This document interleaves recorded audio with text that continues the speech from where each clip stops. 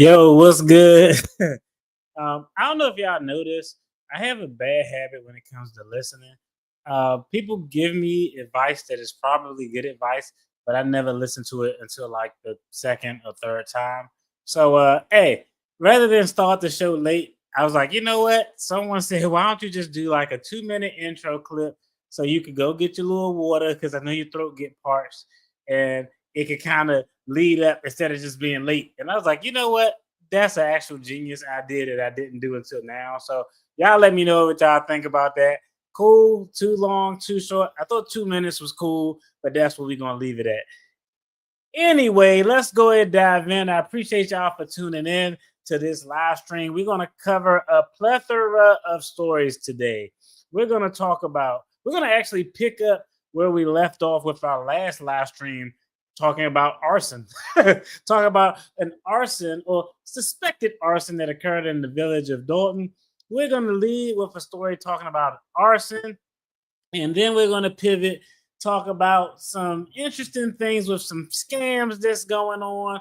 We're going to wrap it up talking about DUI, and more importantly, with DUI, I'm going to give a general overview of just how DUI, driving under the influence, driving while impaired, whatever you want to call it, how it's broken down in most states. Now, state by state, it'll be different. And I haven't been in traffic court in, I don't know, 13 years.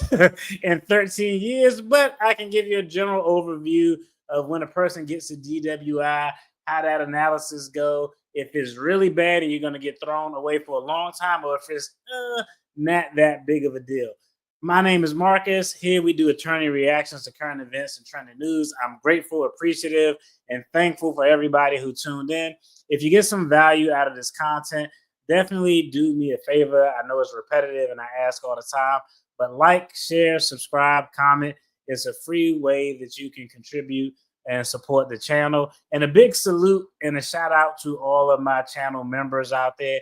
I appreciate you all for everything you do, and the extra additional support is very much appreciated. Now, let's pick up where we left off with arson on the last live stream. Now, I don't know who has been to the Turkey Leg Hut, but the Turkey Leg Hut is a very, very popular restaurant in the Houston, Texas area. Now, I have never been. I know people who've been. I know people in my family who have been. And I'm told that they always have a line that is long as hell. People generally spilling out of the onto the sidewalk, waiting to get a turkey leg with the mac and cheese and all the fixings and dressings and all that stuff. I will, full disclosure, I am a turkey leg guy. Anytime I go to the carnival, circus, whatever it is, I'm gonna get a big ass turkey leg and enjoy myself. I'm a turkey leg guy, so I figure I would probably like it. But the owner of the Turkey Leg Hut was indicted for an arson. We're going to talk about that. But first, we got to get a little bit of a background on the Turkey Leg Hut. It was started by a couple, a husband and wife couple, black couple. Hey, beautiful. Black love, black business is a beautiful thing. It's a beautiful thing until it isn't, and then it ends in divorce and separation and people fighting over assets. So I first saw a story about the Turkey Leg when they went through a bankruptcy. Actually, shout out to my guy Pocket Watching with JT. He actually did a video on the Turkey Leg Hut going bankrupt. And I remember watching that live stream thinking, this is interesting. And when I Googled it, they got a lot of shit going on at the Turkey Leg Hut. So let's get a little bit of background before we go into the arson indictment. And we're actually going to take a look at video footage from the yahoos who are trying to committed this arson attempt and did a terrible job of doing so, or did a terrible job of eluding authorities. Before we get started, shout out to my homegirl, Lisa J. Stocks, a great content creator, great financial information. And hey, as long as I've known her, as long as I've been listening to her channel, I pop in on her live streams. She has done one of the things that I find very, very important for anybody who's giving any type of financial advice on YouTube. I have never heard her say anything that was illegal. shout out to her. If you're interested in some good finance content, y'all make sure y'all go check out the homegirl Lisa J Stocks. Great supporter of the channel. Y'all go over there and support her. And hey, great content creator.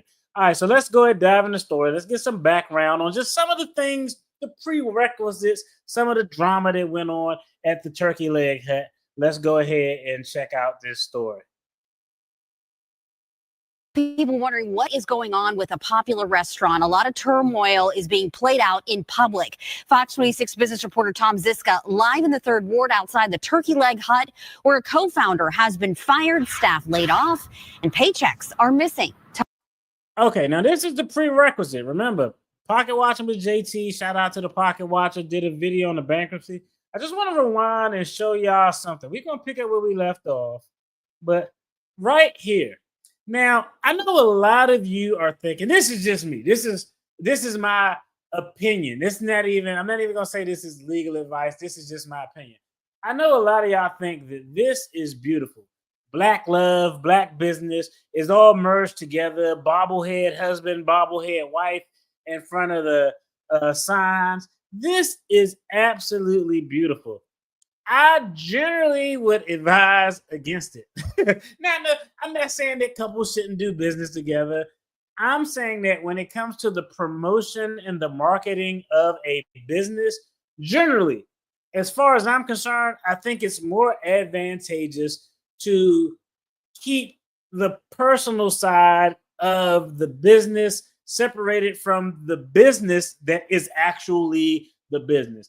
Now, I know everything is a case-by-case basis. Some things that you're looking at, if it's a daycare, for example, or something to that effect, there are instances where that appearance of a couple, a husband and wife, partners, whatever you want to call it, out front could be good for the business, but a lot of times it poses way more risk. Think about it. It's damn near a 50% chance of divorce. And now you have associated your business with your big ass head and your husband's big ass head, or your spouse's big ass head. And now if something happens to that relationship, it's a much larger impact on the brand. Now, I'm not saying it's a bad idea. It can be done. It has been done successful, but it does have some risk in building a brand based on the togetherness of a relationship that is a separate personal thing, separate and apart from the business. Now, I know y'all probably gonna be like, man, I disagree. But I'm telling y'all, I think I've seen this happen too many times. Couples, hey, come to Shelly and Todd's Automotive, where we sell the greatest used cars this side of the Mississippi. And then Shelly and Todd knock each other's head off, and the whole business mantra of that family thing is just kind of completely imploded. And I'm just saying there's some risk there. All right, let's look at the background. Turkey Leg Hut, married couple, financial problems, co-owner getting fired, which is another legal question that's kind of confusing. Let's get it. With a popular restaurant, a lot of turmoil is being played out in public. Fox 26 business reporter Tom Ziska live in the Third Ward outside the Turkey Leg Hut, where a co-founder has been fired, staff laid off, and paychecks are missing. Tom. Rashi, a lot of moving pieces here. The Turkey Leg Hut made a splash when it was founded in 2015 by husband and wife team Lynn Price and Nakia Holmes. Last year, there were headlines about the couple's separation while they continued to operate the business together. Separation, continue to operate a business. How many of you all think you can be separated from a partner, a spouse, and still operate a business successfully? I think that's a very, very small percentage of couples who would be able to do that and still run the business portion separately. Until yesterday. From its home on Alameda Road, the Turkey Leg Hut lunch crowd is not the long wait that the popular restaurant can be known for. But as diners enjoy a nice day on the patio, all is not well at the restaurant. Co-founder Lynn Price posted on Instagram a now deleted copy of an email from a management consultant that gave him his walking papers from the company, reading, "Your employment with the Turkey Leg Hut is being terminated effective immediately." Now, Now, real quick legal question here. Co-founder Lynn Price is the gentleman who was on the left in that video. He posted this email saying that, hey, as co-founder, co-owner, your employment with the Turkey Leg Hut is being terminated effective immediately. Now, I know y'all probably thinking, how could a co-founder be terminated from a place that he actually co-founded? Well, the bottom line, and I don't know the specifics because I'm going to just be honest, I don't have the bandwidth to look it up, but it depends on how the partnership agreement is formed. Anytime you start a business, I don't care if it's a sole proprietorship, an LLC, uh, when you start it with another person, a partnership is created. Now, generally, you have the ability to create your own partnership articles, your own partnership agreement.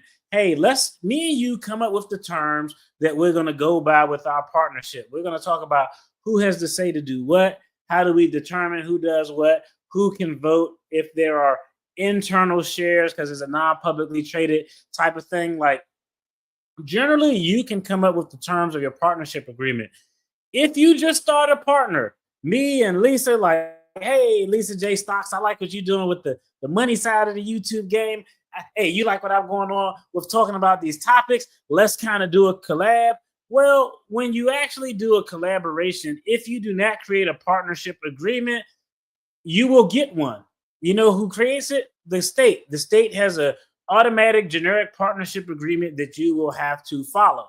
It's the same way in divorce. If you get married, you can say, hey, let's come up with a prenuptial agreement so we determine how things are divided. You can come up with one beforehand, but if you don't come up with one, when you get a divorce, you know who determines how the assets are divided?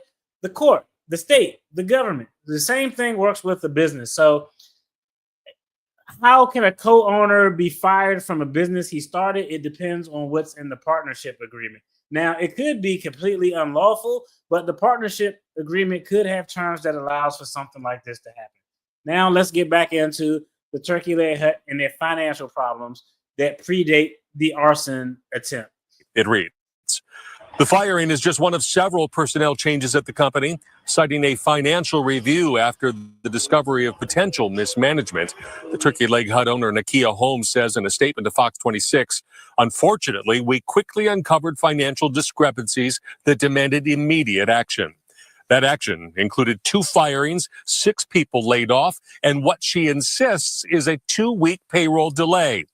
But an employee who does not want to show his face says he's gone more than 6 weeks without a paycheck, owed more than $1,000. We get behind on bills like rent, light bill, water bill. It's becoming a hassle trying to get what's owed to you. 6 weeks, I'm not showing back up to work. 6 weeks, I'm not showing back up to work. And by law, I believe it's federal law too. If an employer doesn't pay you your wages, you can actually collect interest on those wages. I'm familiar with it because I had to look it up before. But that's crazy. 6 weeks with no paycheck. I'm not showing up. If I can't pay my lights, I damn sure can't pay my light bill working there for your ass and you not paying me. You should not give up on the money that's yours, regardless of the amount. Fox 26 legal analyst Chris Tritico says affected employees have a strong argument to get their money if the employer drags its feet. From court filings to complaints to the Department of Labor, there are avenues to collect, especially with the business still in operation. It does not, however, lessen the immediate hardship for employees waiting on a promise to be paid. My creditors aren't going to be as nice as you're asking me to be to you, and they're not going to wait. So Courtney, the employee, says it is a challenge continuing to come to work, not knowing when the next paycheck will come. Owner Nakia Holmes says she does plan to address those backlogged paychecks promptly, her word there, and hopes to invite those laid off employees back to work by later in the summer. Meantime. All right. That's an actual insane story and insane, terrible, but we see they were in financial distress. The business was thriving. It was a business built on the marketing of their personal relationship associated with the business. Once their personal relationship fell through, now all of these discrepancies come up. They can't pay people bills. And now we pivot to what happened with the co-owner, Mr. Lynn Price. let's go ahead and pull up this complaint so we can get into it. Since, again, last live stream, we left off talking about arson. So I thought this would be a great opportunity to pick up the story. So let's go ahead, pull this complaint up on the screen. Let's see how I want to do this. I'll move this over. All right, this is a short one. It's not going to be too long because we got a few stories. Now, again, this was a sealed indictment. It was unsealed a few days ago. Federal case, United States District Court, Southern District of Texas, Houston Division, the USA versus Lindell Leroy Price, who is the co-founder, co-owner of the Turkey Leg Hut, and Armani Williams, and 2 other unnamed redacted persons. Now, why are their names redacted, you might ask me? Well, their names are probably redacted for a few reasons. Generally, when you redact names like this, it could be that potentially they could be key people to turn state's evidence, and they don't want to disclose who those persons are because multiple persons were involved. They don't want to disclose who those persons are to the last possible minute. However, it'll probably be unredacted soon. We probably can find an unredacted version online, but this was the easiest one and the fastest one for me to pull up. All right. So count 1. On or about June 12, 2020 in the Southern District of Texas, Lindell Price, Armani Williams, and 2 other jabronis, defendants herein did knowingly and willfully conspire, agree together and with each other and with other knowns and unknown to the grand jury to maliciously damage, destroy, and attempt to damage and destroy by means of fire a building used in interstate commerce and in activities affecting interstate commerce, to with bar 5015, a bar restaurant located at 5015 Alameda Road in Houston, Texas. Now, this isn't the first time that a fire is associated with persons or the physical entity that is the Turkey Leg Hut. So remember that. All right. Object of the conspiracy. It was the object of the conspiracy for the defendants, Lindell Price and Armani Williams, and unnamed co-conspirators to maliciously damage and destroy by means of fire, bar 5015. Overacts in the furtherance of the conspiracy and to effect the object thereof, the defendants, Price and Williams, and unnamed co-conspirators, on or between June 11th through June 12th, 2020, Lindell Price entered into an agreement with at least one named co-conspirator to provide payment to accrued tasks with setting a fire to bar 5015. In the early morning hours of June 12th, 2020, Armani Williams and an unnamed co-conspirator purchased gasoline, gas cans, and face coverings at a truck stop in Houston, Texas. Now, again, it may say this in an indictment. I doubt it, but how do we know that they purchased this? I guarantee you that they know it because they probably bought it someplace that's in close proximity to the bar. It was probably a camera there, and they probably were able to corroborate. They probably were able to corroborate the purchase and everything else along with other types of bank statements, because I'm sure they probably didn't use cash. They probably used their personal debit card. But there's a plethora of ways that they could have obtained this information.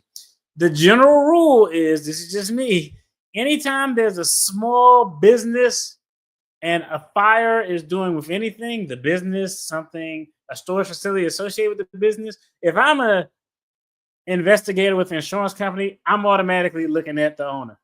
100% of the time, not 100, 99.9% of the time, my eyes are going to be directed directly towards the owner because they have the most incentive to do so. In the early morning hours of June 12, 2020, Armani Williams and an unnamed co-conspirator drove and parked near the bar located in a black Ford Fusion, which was probably in their name as well. In the early morning hours of June 12, 2020, Armani Williams and an unnamed co-conspirator entered the deck area of the bar and poured gasoline across the deck area as well as down the entrance ramp. Approximately 4:44 a.m. on June 12, 2020, Armani Williams and an unnamed co-conspirator lit a piece of paper, ignited a trail of gasoline they poured down the entrance ramp. At approximately 4:47 on June 12th, Lindell Price received a phone call from at least one co-conspirator advising him that the arson was complete. These guys are idiots. On June 12, 2020, Lindell Price provided his co-conspirators payment for setting the fire to Bar 5015, all in violation of Title 18 USC 844. Count 2, on or about June 12th in the Southern District of Texas, Price and Williams and other unnamed defendants, herein aiding and abetting each other, did maliciously damage and destroy and attempt to damage and destroy by means of fire a building used in interstate commerce and in activities affecting interstate commerce, Bar 5015.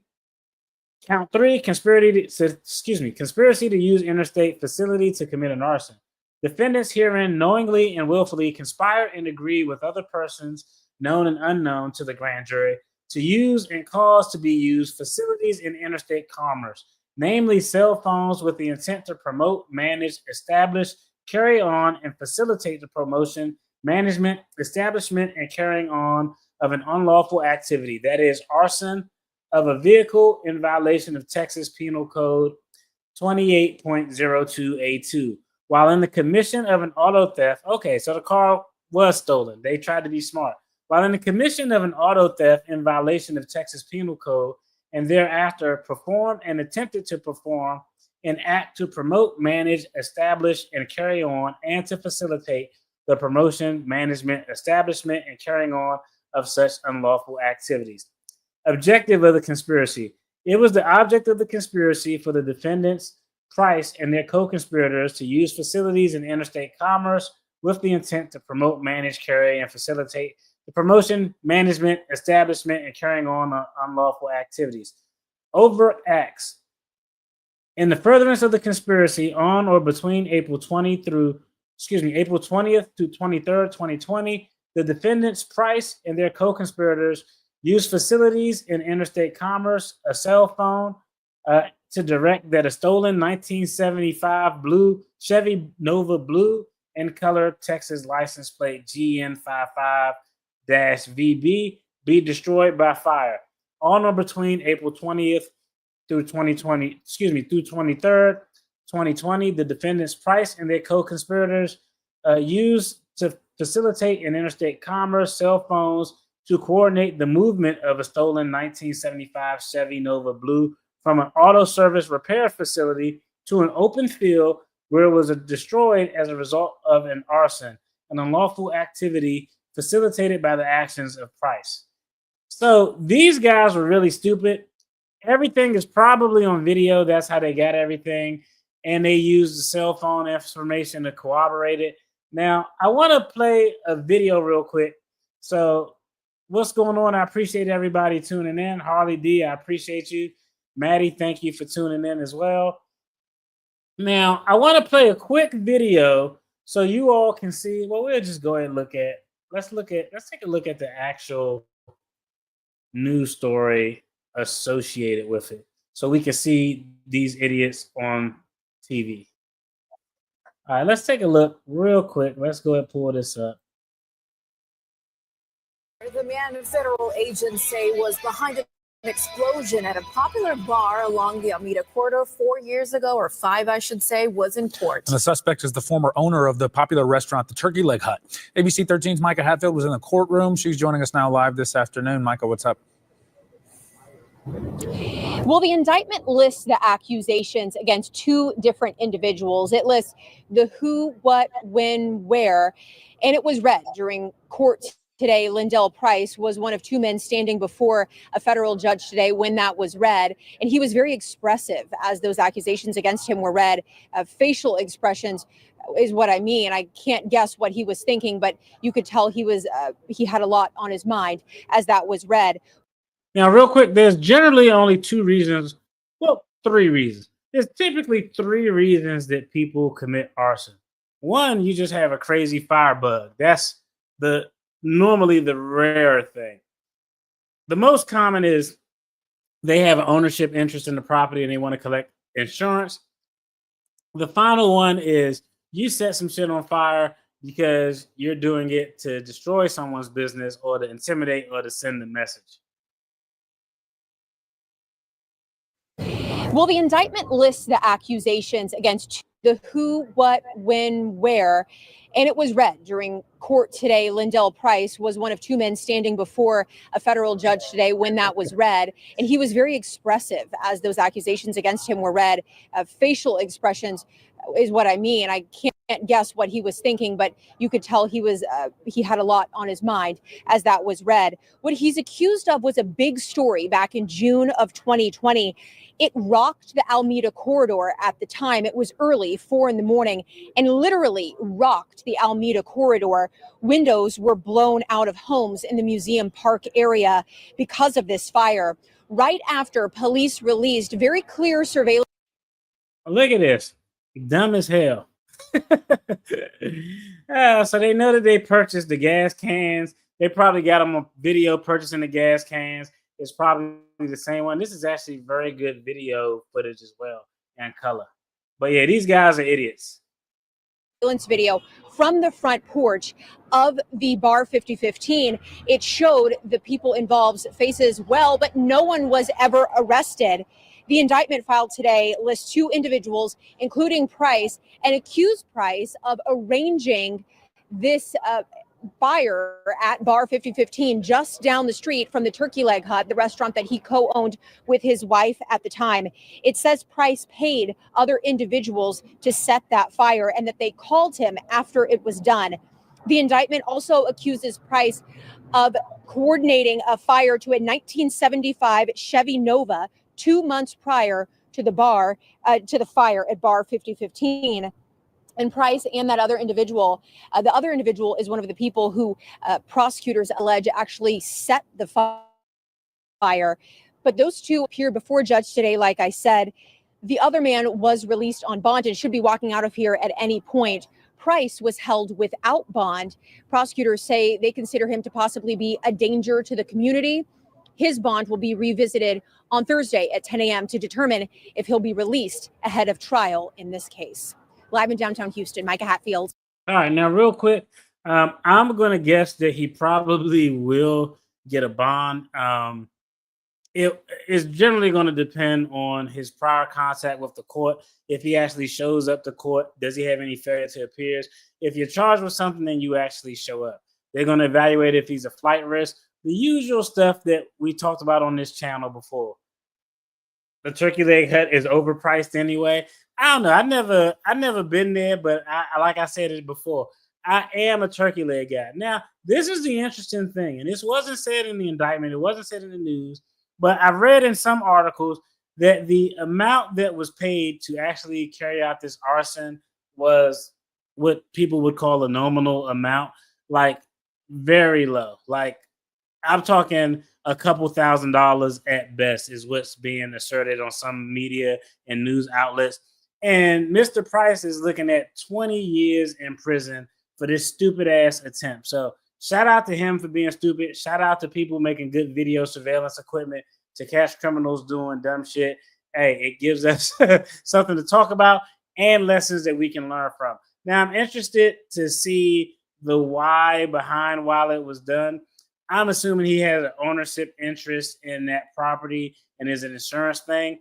Or in the alternative, like I said, it's either that or it's to send a message to someone. But it's probably an ownership interest, some money involved. That's why it's like people who have cars and they're upside down in their car and they want to get their car stolen or set on fire so they can get from underneath that car and go get something that's more in line.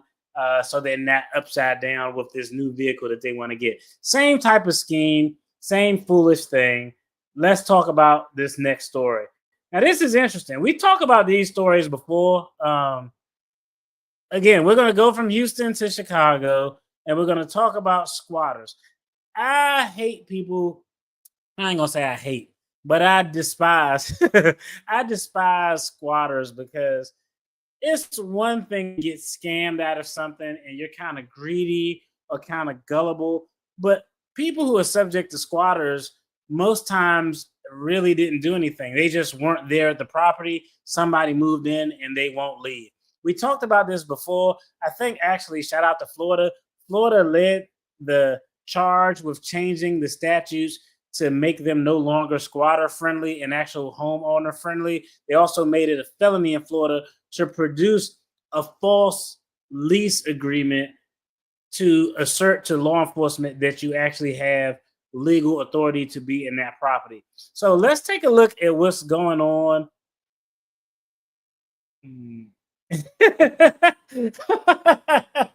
That's a good one. That's a good one. Shout out to you.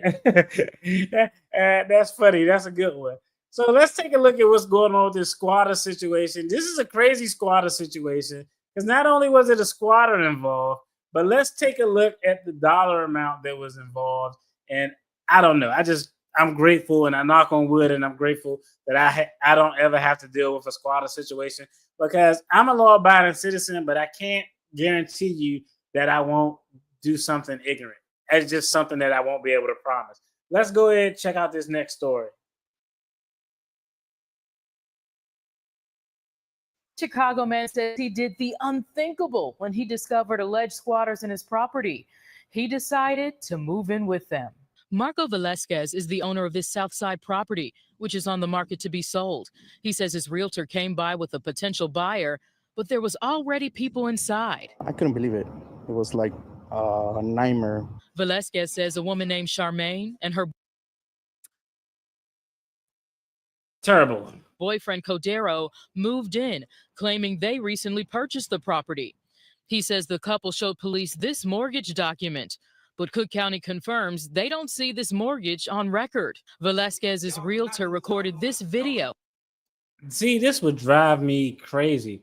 This this dude know damn well that he ain't purchased nothing with that bogus ass mortgage document, and he's sitting in there like talking with what appears to be bass in his voice, like he got some real ownership. I'll tell you, I'm gonna be honest.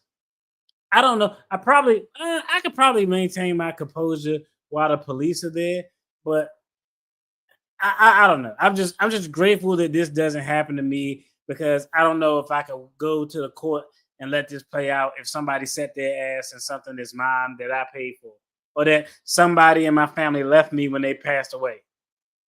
As the couple explained to police, they had a right to be there. Y'all bogus right now. I listen, bro. He says police told them under Illinois' current law, they couldn't remove anyone. I said I'm not moving out, and I said at the one point they gotta leave. They gotta get tired of us being in the property. I called a couple of friends, stay overnight, and I knew they were not gonna like that. So you're okay. So this gentleman, let's pay attention to what he said. He said he brought a couple friends over to stay overnight. So this is different, but it's actually a good thing because normally squatters aren't letting the homeowner actually come in to stay the night. So the fact that he brought some friends over and him and his friends were able to stay a night, I actually think that's a good thing. Like that's literally if I had a squatter situation, and I think this should be done all the time. Now, I don't know if you need to stay the night. I would probably just call my friends and whip some ass. I wouldn't advise you all to do that. Do it on the legal side of the game. But the fact that he was actually able to stay inside the home with him and his friends is a good thing because now you could potentially leverage that situation to get him out the house. If this dude did with his girl, I'll tell you right now, I'm walking around the house butt naked in front of his girl. Like, yo, we're going to be in there loud. Like, nah, like y'all go to sleep. I'm sleeping right in here in this same bed with y'all.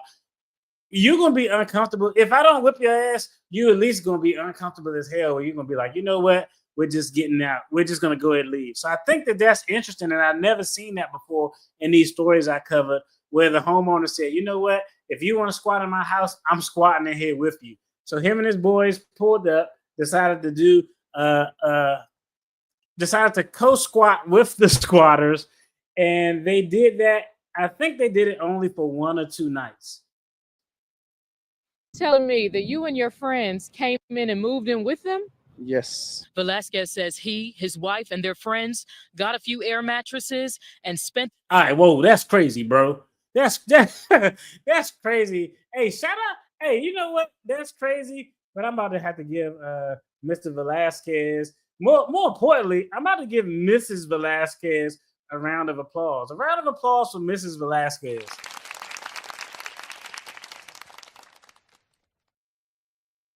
Now I know y'all probably thinking, well, DFD, why are you giving her a round of applause? That's actually crazy. If somebody's squatting in a house I own, it's one thing for me and my friends to go in there, but this dude went in with him, his friends, and his wife. Like his wife was like, now I don't know if he said, "Come on, honey," but his wife could have been like, "Nah, we all going up in here." But that's actually crazy. Generally, it's odd that the squatter allowed them to do this. It's good in that it allows you to force the situation to potentially get the squatters to move out, but you would probably be safer off just going in there with no law enforcement around and whipping the guy's ass, honestly. Because think about it. You go into this house with these strange people and you got your wife in there, bro, and you don't know what switches, what guns, what blicks they got in there. You don't know the mentality of these people.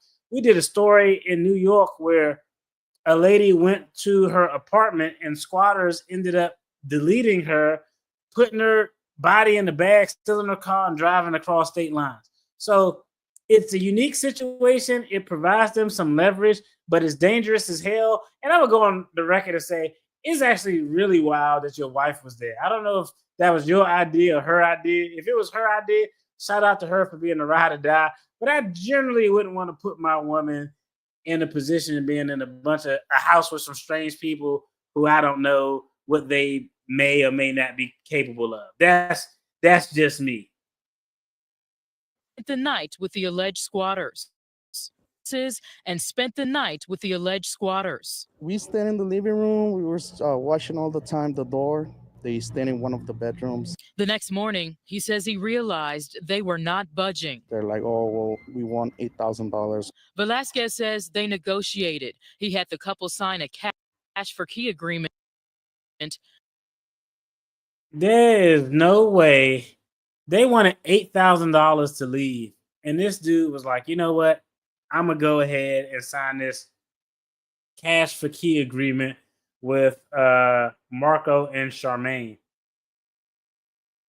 That's actually crazy. That I would actually rather lose money going through the court process to get them out of the house than actually pay them anything. For key agreement, and he paid them $4,300 to leave.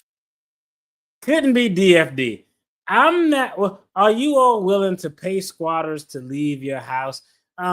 It could be worthwhile if you want to sell the home. The market could just be getting worse. He's losing money. I get it.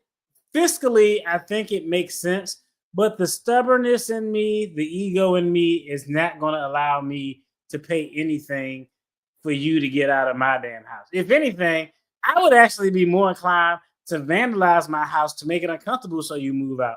Because I know y'all ain't got no money. I break all the damn windows. I would rather break the windows to my own shit rather than pay you $4,300 for you to get out of my house. I think that's kind of wild, but it's smart because it's cost effective. Now they're out. Now he can sell the house and get some money. But what stops them from coming back before he's able to sell the house? We wouldn't want to give them money, but we heard, really bad stories about squatters taking over properties 6, 8, 10 months, even a year. Velasquez says weeks later, a CPD detective called them, informing them that one of the alleged squatters is the same woman accused of squatting in Marcia and Carlton Lee's home. Now, we actually did a video on Marcia and Carlton Lee. I don't know if you remember this couple, but we actually did a video on the squatters on this. And this is just a common scheme of lazy ass people doing broke, goofy stuff because they either get a free place to stay or an alternative, they end up getting cashed out to leave because the homeowner just doesn't want to deal with it. In Marcia and Carlton Lee's home after leaving his property. In the Lee's case, Charmaine Powell Gillard was arrested and charged with burglary, forgery, obstructing identification, and criminal residential trespassing. In the meantime, Velasquez says, now, what I don't understand is how law enforcement got it right in that situation, but fucked it up here. That's kind of concerning to me. He's working with a detective, and he hopes action is taken in his case, too. I heard stories before about squatters. I never thought thought it was going to happen to me. The accused squatter, Charmaine Powell Gillard, said claims that she is a squatter are false and unfounded, and wrote, quote, innocent until proven guilty. We also reached out to her alleged boyfriend, Codero, but have not heard back. CPD did not confirm if they are currently investigating this new case, and no one has been arrested or charged in this case. Yeah, nothing's going to happen to those people. Unfortunately, I don't think anything is going to happen. It should happen. They should still be investigated and prosecuted. But I'm going to just be honest. Once you paid the money and made the agreement for them to leave, it's actually less concerning. The previous couple, they continued to bitch and complain about it, as they should have, which I think forced law enforcement hand to actually do their job. I could see a situation where law enforcement is like, yo, you cut a check. It's over. They out of the house. You sold the house. You got your money. You just ate the loss. Not saying that's the right outcome, but I could see law enforcement saying that in an effort to save and conserve resources from the crimes and to not have to waste resources. So it is a possibility. I don't know. Y'all let me know what y'all think in the comment. But those were completely different situations because the homeowners treated them as different situations. The first homeowners treated it as a situation of frustration, which it was. And they were like, you know what? We're going to get you up out of here by any means necessary, even if we got to lose money on it. The second guy chose a maybe some would consider a more reasonable approach. Just pay to get him out so he can sell his property and keep it moving. Y'all let me know which outcome y'all would have done. I would have done definitely the first approach. And then if the cops would have took too long, I would have did the third approach. Now I know y'all probably like, what's the third approach? The third approach is just going in there and whipping some ass. I would have did the first approach with law enforcement. Then if that didn't work out, I would have did the third approach. Actually, it would probably be better to do the third approach first, then get law enforcement. Because if you get law enforcement, that's trying to tell people how to fuck up squatters. Don't think that's what I'm saying. But if you get law enforcement involved first and they don't do anything, then subsequently the squatters mysteriously end up getting catching the fade or something. It's all gonna point back to you. But if you come and find squatters catch a mysterious fade, then you come back and like, there's some squatters in my property who knotted up and there's a couple windows broken. What happened? I don't know. Let me call the cops. Now it may not be that direct connection. I'm just saying hypothetically speaking. That's all. I'm not trying to tell y'all how to beat up squatters. So let's go ahead and take a look at this next story. This is actually interesting because, we do these every so often. I thought this one was interesting because of the dollar amount involved. Soon as I heard the dollar amount, I immediately thought about changing my profession. But I don't know. Y'all be the judge of it. This dollar amount is actually crazy. It's terrible because people are looking for love, but this is the highest dollar amount that I've heard. Now, I'm sure there probably was some $1 million ones out there, but this was the highest dollar amount that I heard.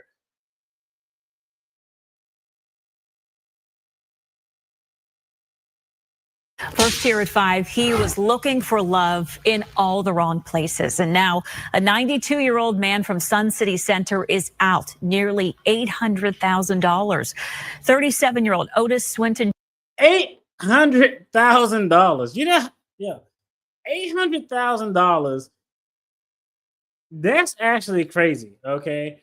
Accused romance scammer swindles man out of $800,000. This is actually ridiculous. All right, I don't know. The amount of money in this scam is ridiculous. I don't know. It's a ridiculous amount of money. Out nearly $800,000. 37-year-old Otis Swinton Jr. is under arrest, accused of posing as a potential lover, then making off with enough cash for a lifetime. Fox 13's Evan Axelbank is in the newsroom with a story. Evan. Well, Haley, he was just a lonely guy living in an assisted living facility who was apparently desperate for love.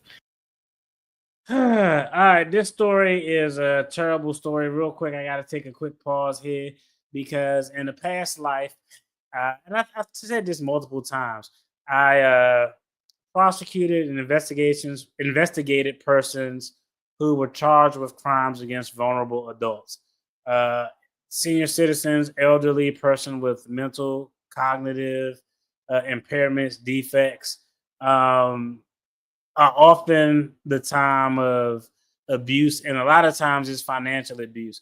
A lot of times it's nurses in a nursing home who are financially abusing seniors who just aren't sharp, who's a little bit more vulnerable. They probably don't have no family to come visit them.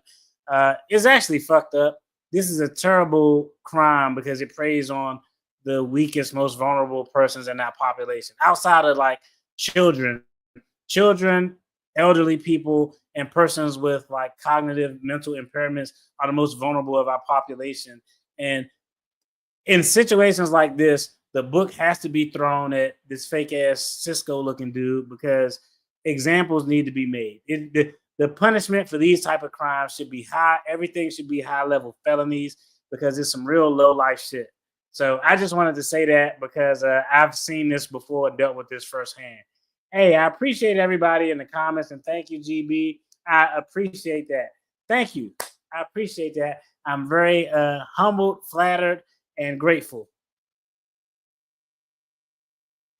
Instead of finding that, he found a criminal. Based on this stack of charges from 2019, Otis Swinton Jr. could also be called Otis Swindler. It was 7 years ago where he was convicted of stealing more than $1 million from more than 50 people in Sun City Center. Okay, so this dude is targeting, this lowlife is actually targeting areas where senior citizens are. $1 million, but this was from multiple people. This one, he got $800,000 and with one lick. This is actually ridiculous. Deputies say he convinced mostly senior citizens they had fraud on their credit cards and that they had to mail the card in to get it taken care of. This is someone who is committed. Okay, so those weren't romance scams. Fraud on the card is probably a lot more plausible for a person who's a senior who is aware of what's going on to be like, hey, wait, maybe there was fraud on my card. So a little bit more reasonable than the romance scams, but either way, all of this shit is terrible. To stealing people's money. And now he's done it again, with deputies saying that from jail, he managed to meet a 92-year-old who was living in an assisted living facility in Sun City Center. From jail, bro? That's fucking crazy. That dude's doing this from jail. This is crazy. And he's targeting the same exact community, Sun City Center. This is awful. He pretended to be a swooning woman while he talked to him over the internet. This was an individual who was... I would love to hear the audio call. I would love to hear the audio of the phone conversations between him and this 92-year-old guy, because I don't know. Like, this guy probably doesn't have family to come visit him. This is actually sad. Lonely. Our victim didn't have family or friends in the area. He was in a facility, and he was looking for connection, and unfortunately he found it in the wrong place. The victim wound up transferring money from a retirement account and into a regular bank account. This is no small life savings. They had a substantial amount of money. He must have worked very hard for this, and this was a criminal taking advantage of this. The suspect had others withdraw the money using crypto, peer-to-peer transfer services, and ATMs. In all, deputies say they stole up to $800,000. Once our scammer got out of prison, he started depleting those funds down to zero. Swinton was finally caught in Orlando at a Publix using the victim's ATM card, just days after he got out of jail on the more than 200 fraud charges he was pinched for in 2019. He is not committed to rehabilitating his life, and he needs to go back to prison. Deputies say there is a good chance there are others out there who were working with Swinton to arrange this scheme. They also say it's possible there are more victims and are asking anyone who thinks they might be one to come forward. He is charged with several types of fraud, but there could be more charges on the way that could put him in jail for a long time. Haley. It's just crimes like this, they're hard for anyone to process because it makes you think of, your grandparents, your great-grandparents, and nobody deserves that. Like, real talk, if you got a parent out there, a grandparent who's a senior, and like if they're amenable to it, you should probably put yourself in a position to help them manage their affairs. I know I didn't even really want to do it for like my parents, because people get funny when it comes to money, man. But sometimes they just need help with things. There are targeted a lot more when it comes to scammers. So yeah, just make sure you're looking out for your people who need to have or need to be looked out for. That's all I can say. But I hope this guy doesn't get out anytime soon. He should eat as many felonies as he can with all of those counts. If I were a judge, once he convicted, I would actually make him run all of those sentences consecutive, one after the other. Normally, you got 10 charges. The judge will run them concurrent. So all of the time runs at the same time while you're sitting down. No. Charge A, if you got 5 years, you're going to do 5. Then on charge B, if you got 7 years, you're going to do 7. Then on charge C, if you got 10 years, you're going to do 10. I'm going to just stack this dude up because this dude needs to be off the street immediately. What's going on, pretty eyes? I appreciate you for tuning in. That's crazy. 800K is absolutely insane. All right. Now let's go ahead and talk about it. Now, I'm not sure what's the best way. I'm trying to think. What is the best way to do this? All right. Let's go ahead and pivot. We're going to talk a little bit about DUIs. Former NFL Hall of Famer, former NFL quarterback, and current Hall of Famer John Elway was involved in what we know currently is an accident at his golf club while he was driving the golf cart. The accident ended up resulting in the death of his best friend. And one of the questions that are going around is, how are officers going to look at this? Are they going to investigate it from a DUI standpoint? So I thought, hey, this is a good opportunity to cover this story. We got another story about a mayor who's just ridiculous with DUIs. But I also wanted to explain, when a person get a DUI, how it's generally evaluated by the court. So what we're going to do is we're going to take a look at the first story. We're going to take a look at the second story with John Elway, and then we're going to break down how courts evaluate, how the legal system generally evaluates a DUI to determine if you're going to walk out with something very light or if your ass is going to do a lot of time. And I'm going to talk a little bit about some of the things that they're going to look at in their investigation to see if John Elway was potentially impaired. Currently, there's no evidence of that. But hey, your boy, I'm not a member of a golf club, but I do go to golf clubs when the weather is nice. And there's a lot of drinking going on in conjunction with playing golf. Sometimes before, sometimes after. Hell, sometimes it could be during, depending on the golf club that you're going to. So let's go ahead, check out this mayor who is kind of ridiculous, and he definitely needs to be off the street and from behind the wheel of a vehicle.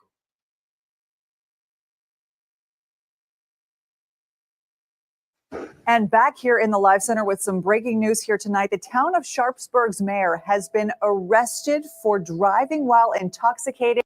Now, this is in North Carolina. I'm going to give a breakdown. It's going to be based on North Carolina law. But generally, most states have something similar how they evaluate DUIs. This is a mayor out of Sharpsburg and Rocky Mount, North Carolina. Again, while intoxicated again. See this headline here? It's the fourth DWI since 2018. The Rocky Mount Police Department bringing us new details tonight. They received a call just after 5:30 p.m. about a reckless driver. Officers tracked down the vehicle. They say behind the wheel was 59-year-old Sharpsburg Mayor Robert Williams driving a white Dodge Ram pickup. Here on your screen is a list of the charges that he faces tonight. DWI, driving with a revoked license, open container, and concealed handgun permit. Now, real quick, I want y'all to remember a few of these. He's charged with a DUI, driving while license revoked. We're going to have to talk about that as we see how the legal system evaluates DUIs, DWIs, and open container. I'm less concerned with the concealed handgun permit violation, but the top three we're definitely going to dive into. Violation. Now, back here in the Live Center, according to our reporting, this is the fourth time since 2018 that Williams has faced DWI charges.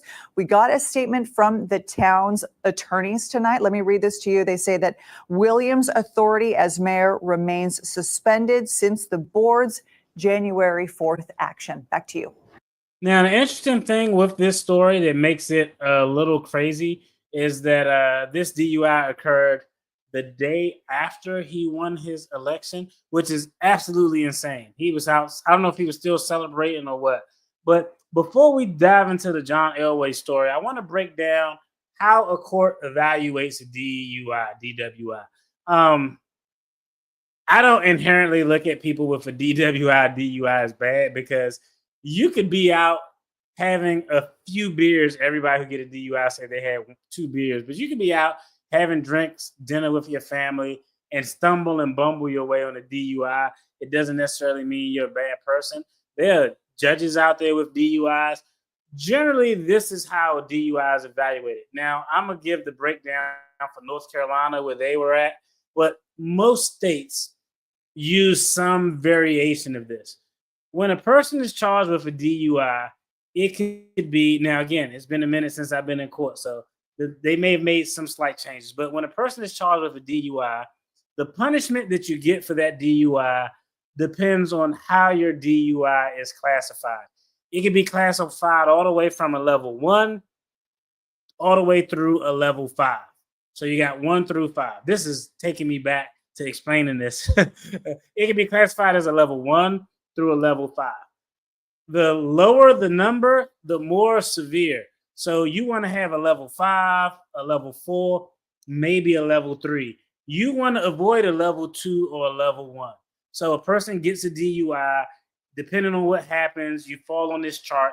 If it's a level 1 or 2, you're going to have mandatory time that you have to do in custody. If it's a level 3, 4, or 5, depending on the facts, you may get some type of probation or something to that effect.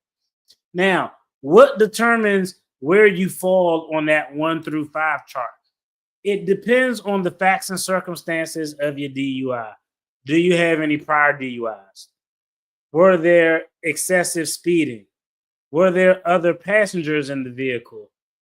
Was your blood alcohol concentration over a certain level? So how I would always explain it to clients is, imagine a set of scales, if you will.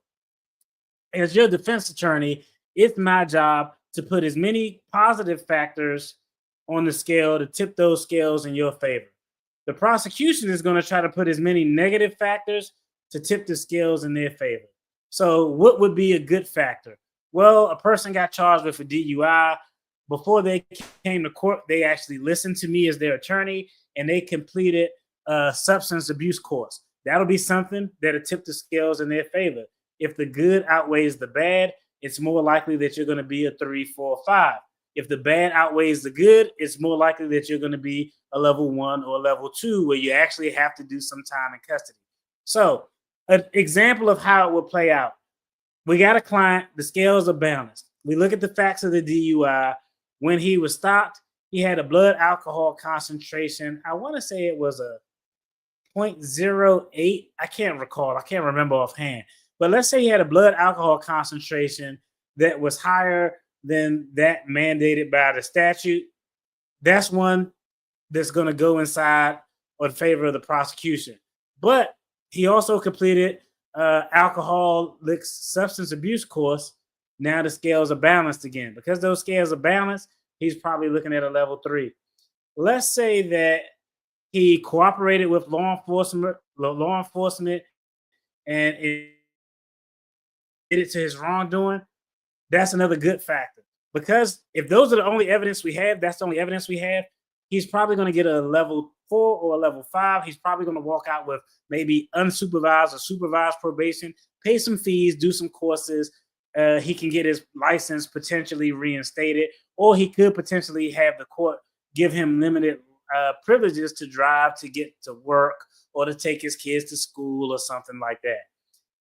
Another scenario, Let's say the person was driving a DUI. They caused the accident that caused property damage and bodily harm to somebody. Boom. So you have mitigating factors that could tip the scales in the favor of the defendant. You have aggravating factors that could tip the scales in favor of the prosecution. And then you have what's called grossly aggravating factors. So when we got the scales here, we're looking at good versus bad. A grossly aggravating factor is something that the law says is so bad, it tips the scale in the favor of the prosecution. And no matter how much good shit you put over here, you can never get those scales back. So what would be a grossly aggravating factor? There was an accident that caused severe bodily harm to a third party who wasn't the driver. Boom. That's a grossly aggravating factor. It's heavy as hell. You could do the alcohol substance abuse course. You can be cooperative with law enforcement. You can do all of these other good things. And this scale is not going to tilt back up in your favor. Now you're looking at a level 1 or a level 2. Remember, the higher numbers mean the easier sentence. The lower numbers means you're going to be screwed. So if you get a grossly aggravating factor, no matter what you do this good, you can never get those scales back balanced. So you're probably going to have to do some time in custody. You're probably going to be on a supervised probation. Now, if the DUI is you have an extremely high blood alcohol concentration, you act like a douchebag and it's on video, all of those things that are going to be evaluated in your favor. Now, in most states, but I'm speaking with North Carolina specifically, but generally in most states, if you get multiple DUIs within a certain period, it's going to be a felony. Most DUIs are state violations. Most DUIs are misdemeanors, unless there's like seriously bodily harm. It depends on how it's classified. But for certain, when I was doing traffic court many moons ago, if you had a DUI and you had 3 or more DUIs, they had a 7-year window. So I got a DUI right now. Prosecutors could look back at a 7-year window. And if this is my 3rd DUI in a 7-year window, it's a felony and I'm going to be screwed. My sentence is going to be much more harsh, much more severe. So that's generally a quick overview of how DUIs are evaluated. Now, DUIs, they all aren't the same. I seen someone get a DUI riding a donkey. I know y'all probably like, this dude's capping. I seen someone get a DUI riding a donkey. The definition of a vehicle for purposes of DUIs is very liberal. I've had clients who they would get a DUI, they lose their license, they don't want to drive a vehicle because they could get a driving while license revoked, which could carry up to 180 days in jail if I'm not mistaken. So these clients think they're doing the right thing. They'll say, oh man, I got a DUI. I need to get to work, but I don't want to get a driving while license revoked. So I'm going to get a scooter. I'm going to get a scooter that's, 70 cc. Well, if it's 70 cc, you're screwed because you need a license to operate it. So they always try to get the 49 cc, real small, real light scooter. And they think they're doing the right thing. I'm going to work on my scooter. I got a DUI. I don't got a license, but I don't need a license to drive this. I'm not. But let you get drunk and ride that scooter and crash it. Your ass will get a DUI. I had another client who tried to ride I'm pretty sure it was a donkey because he used to have like pulling a cart with fruit and shit that he would sell. Like, yeah, I don't know how he got stopped. I can't remember. I don't even think he was. No, it wasn't a client. I had a client who got a DUI on an e-bike. This guy, he was someone else's client, but he got a DUI riding a donkey through the damn city. Ride a damn donkey through the city. Like, you know what? I'm going to just get a donkey to do what I need to do.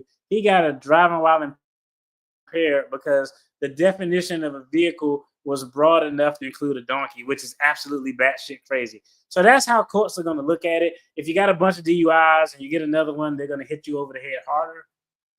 If you have a bunch of driving while license revoked, you're going to get hit over the head harder. If you have a driving while license revoked and your license was revoked because of a DUI, you're going to really go to jail because judges hate that. The last thing a judge want to do is put someone who got a DUI back out on the road and they get into an accident and someone dies, and now their name is in the newspaper saying, why did you go light on this guy? But that's a general overview of how DUIs work. Now, let's take a look at this story about John Elway, real short story, and I'm going to tell y'all how the investigation is going to go on this one, what they're going to look at to see if they can determine if John Elway was impaired at the time that this golf cart accident happened.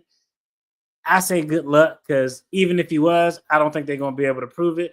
But that's a whole nother topic that I'll talk about once we get done this.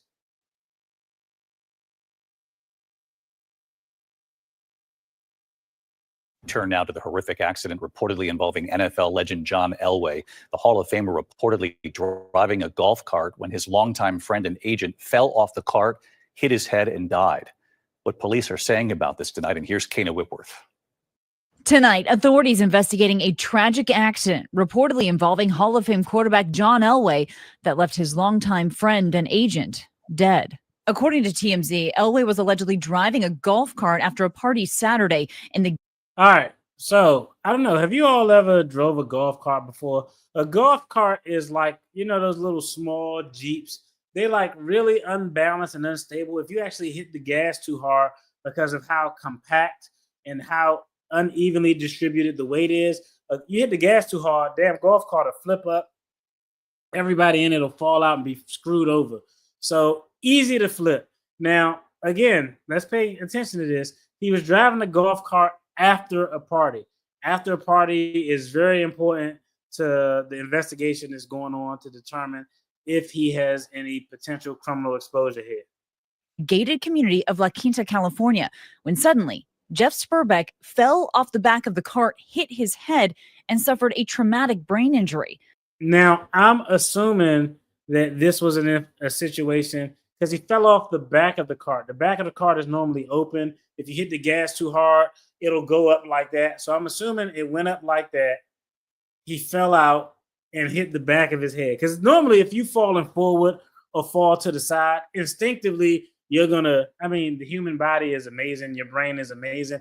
It's instinctively going to do what it has to do to protect the most vital part, which is your face, your head, your brain. So if you're falling on the side, you're going to have lacerations on your arm. But in order for him to split his melon open, and he fell out the back of it, I'm assuming he was sitting in the back. Gas got hit too hard. Vehicle went up. He fell out the back. When you fall out the back, you're not going to fall and go like this. Just the mere inertia and gravity is going to have your hands go up. You hit your head on the back of the concrete. That's probably what caused this TBI that ultimately led to him passing away.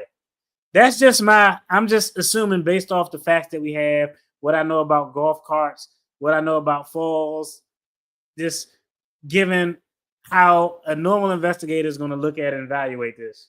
Witnesses describing a chaotic scene. It was so scary. It was nothing like we've ever seen. You just don't think you're going to ever witness anything like that. But his wife was like hysterical. She says Elway was calling for help. He was on the phone trying to call 911, call anyone. That's a good thing. He's on 911 trying to call. This is his friend. This is like his best friend, former agent. So he's definitely distraught, but it shows some sincerity. Calling 911 is showing accident. He's doing things consistent with investigators looking at saying, hey, he's treating this as if it was an accident. He's trying to get help. He's going about this the way a normal, rational, sober person would. The 62-year-old Spurbeck rushed to the hospital where he died this morning. Spurbeck was his agent for a time, and the two eventually became business partners.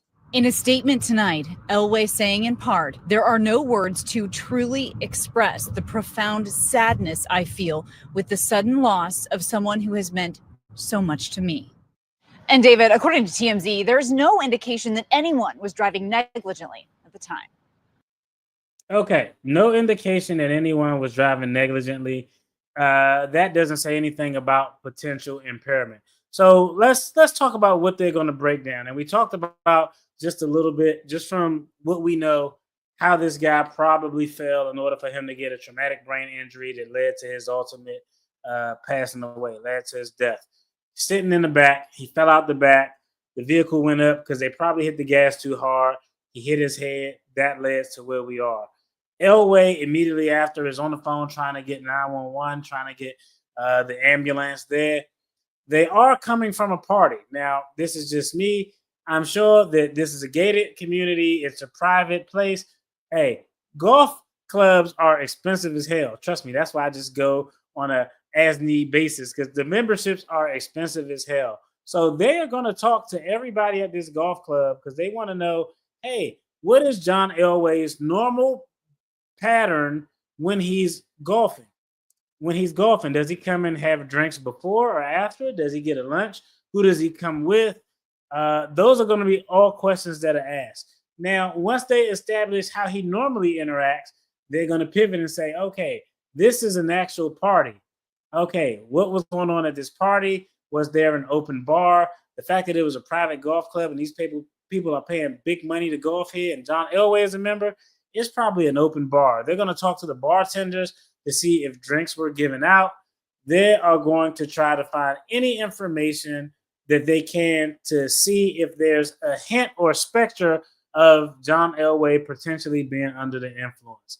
If they can find that, the next thing that's going to be important is how did they treat John Elway at the time that this happened? Typically, most officers involved with an accident like this, they are trained to be able to identify cues for impairment. Strong odor of alcohol emanate from a person's breath, slurred speech, red eyes. These are all standard language that officers are trained to say whether or not it was a viable DUI or not.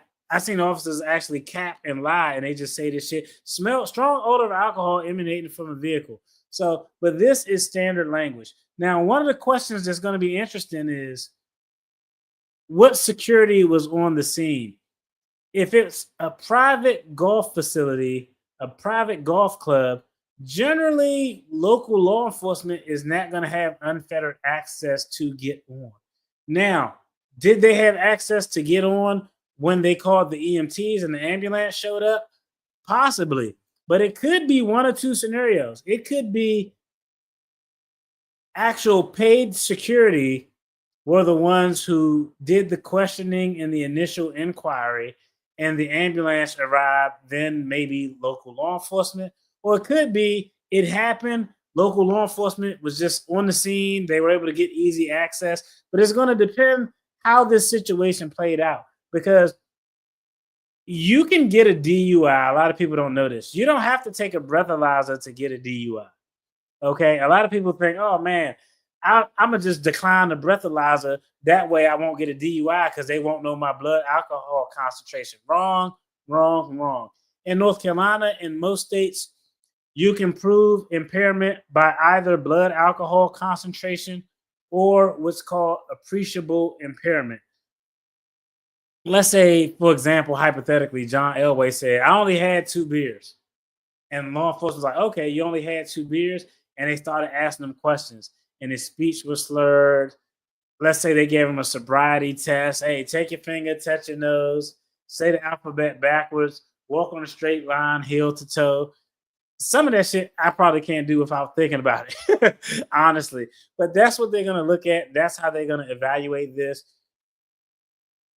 I don't think it'll really get far because as a private institution, this is just me. Even if, again, this is hypothetical, there's no evidence that this happened. But even if John Elway was in there throwing them back, I just don't see you getting a bartender or a member of I don't see you getting a member of the golf club to say, yeah, John Elway was in here throwing them back. John Elway probably been a member of this club forever. They probably gotten hundreds of thousands, if not millions of dollars from John Elway over the years. Now, if there's some type of independent evidence, video footage, surveillance footage, let's say it wasn't an open bar and, he actually has like receipts showing that, he made purchases for X amount of alcohol. It could get a little iffy there, but I don't think anything is going to come from this.